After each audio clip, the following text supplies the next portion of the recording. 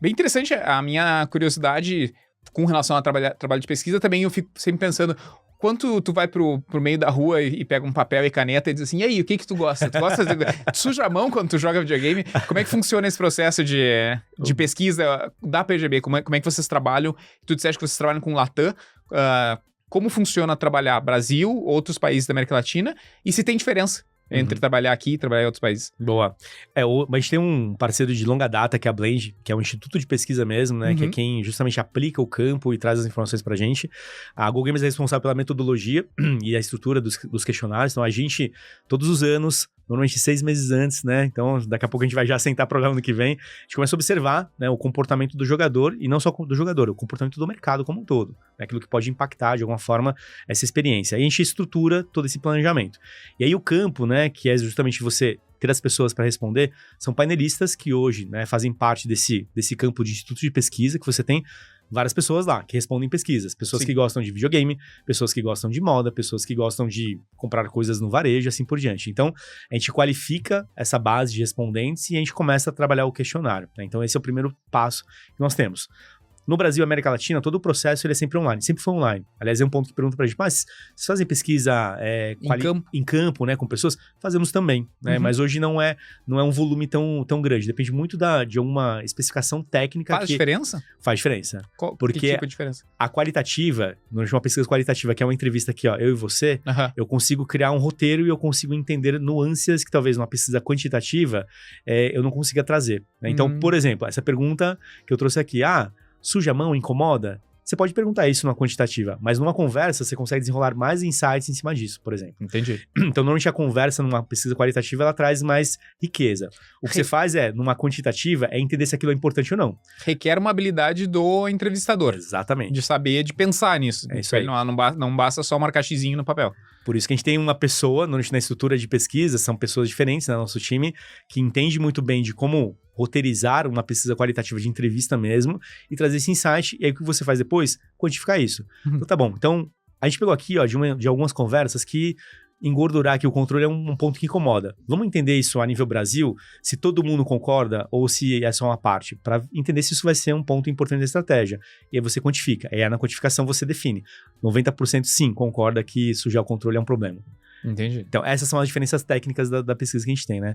Então, em questão de formato, depende muito da necessidade. Hoje, a PGB, na estrutura base dela, ela é 100% online, né? Através da Blend, com painelistas que respondem e que são pessoas que consomem jogos digitais. Então, a gente tem essa definição e dentro desse cluster de pessoas, eu vou rodando várias pesquisas. Pergunto sobre esportes, pergunto sobre marcas, pergunto sobre influenciadores, sobre o consumo geral e tudo mais, enfim. Então, a gente vai estruturando, mas é uma estrutura bem complexa. Por quê? Porque ela depende de muitos fatores. Por exemplo, olha, qual que é a sua plataforma preferida? A partir dessa resposta que você me dá, eu te carrego para uma outra base de informações e você começa a responder sobre console, por exemplo. Sim. Então, eu não posso apresentar um jogo de smartphone se você não gosta de smartphone, por exemplo. Então, tem todo um cuidado da programação hoje, que isso foi o que nós qualificamos ao longo dos anos, para que a gente consiga ser cada vez mais assertivo no público-alvo que a gente está buscando, né?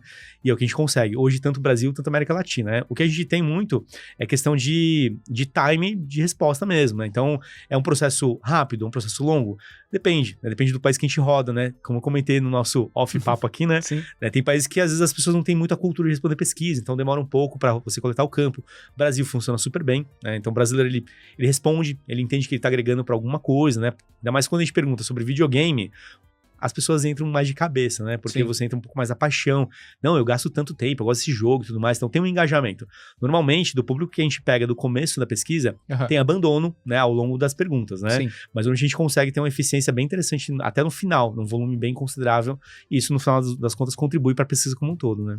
Não, perfeito, perfeito. Tu até tinha citado antes do Jovem Nerd e tudo mais. Esses grupos específicos, eles têm diferença de engajamento quando eles se sentem parte de uma comunidade, alguma coisa assim, ou dá meio que na mesma esses perfis? Olha, perfil depende mesmo, né? Porque quando você olha perfil, a gente tem algumas premissas, né? Porque primeiro, perguntar se você joga alguma coisa e você vai clusterizando essa sua experiência. Então, beleza, eu gosto de smartphone, gosto de console, gosto de esportes e tal. O que a gente percebe é que quando a gente vai funilando, principalmente numa pergunta-chave, que é, você se considera um gamer?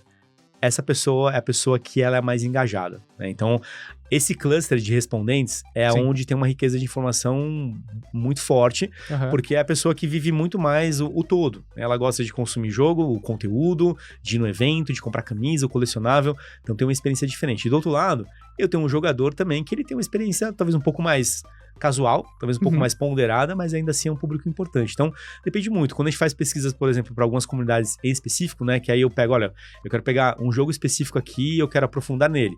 A gente já fez isso, né? Jogos de FPS, por exemplo, a gente pegou uma comunidade de um jogo e rodou uma pesquisa. Então, você tem uma experiência diferente, mas aí você tem que entender muito daquela comunidade.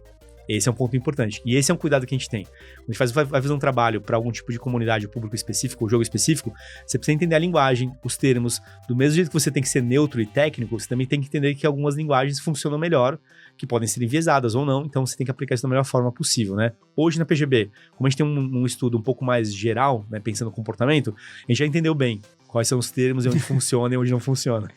Perfeito. Então a gente vai se encaminhando já para os finalmente da nossa conversa.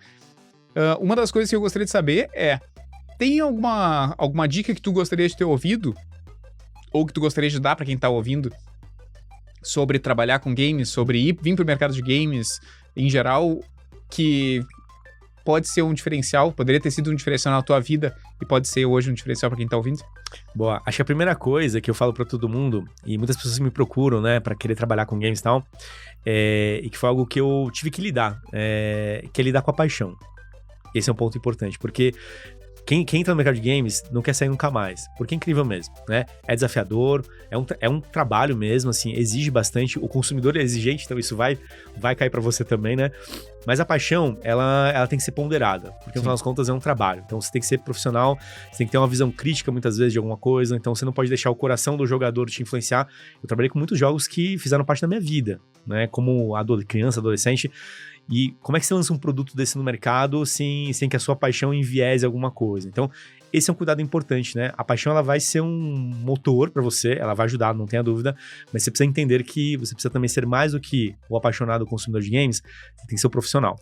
Sim. E hoje você ser o profissional, seja de marketing, seja um desenvolvedor, não importa, tem tantas oportunidades hoje no mercado, você tem que saber, né, que isso aqui é o que o mercado vai precisar, e é isso que o mercado precisa, né, cada vez mais qualificar profissionais para que entreguem melhores produtos, melhores experiências, porque se for um mercado só de apaixonados, cara, talvez a gente não consiga entregar o melhor para o consumidor, né, ou a gente tenha mais dificuldade, e esse é um ponto que eu não ouvi na época, né, então eu recomendo, tá tudo bem você ser apaixonado, não tem problema nenhum, né, isso é legal, mas não é só assim, eu joguei games a minha vida inteira e eu sou apaixonado, tá, mas o que você vai ser como profissional aqui dentro? Aonde você vai agregar para essa galera que é apaixonada também, que é o consumidor, ou para esse mercado que tá crescendo, quem que você vai ser? Porque é isso que você tem que ser o melhor, né, ou buscar pelo menos melhorar, aperfeiçoar para entregar esses melhores produtos pro mercado.